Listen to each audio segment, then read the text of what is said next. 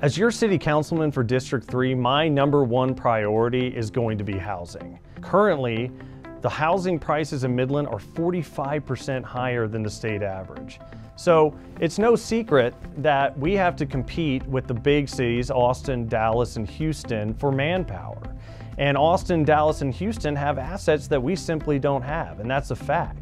So the traditional way we've always competed with them is to have a higher salary for our manpower.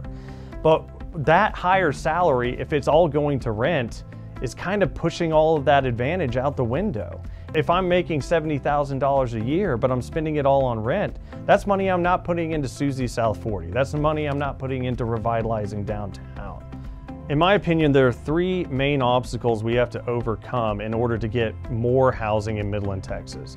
The first is that Midland is, quote, landlocked. We are a victim of our own success.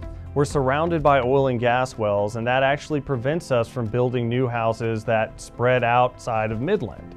So in order to do that, we are going to have to find new areas in order to expand. The second big problem is that we lack the necessary city employees to speed up the process of building houses. We need more engineers and we need more city planners. And lastly, we need to cut through government red tape. Currently, to build a house, you have to go through the fire department. You have to go through the oil and gas department. You have to go through housing. You have to go through solid waste. You have to go through engineering. And none of those departments are speaking to each other. So in order for us to get to the houses that we need, we're going to have to overcome these obstacles. And I'd like to propose the following solutions. The first is smaller lots, smaller houses. That'll work to make more affordable housing in Midland.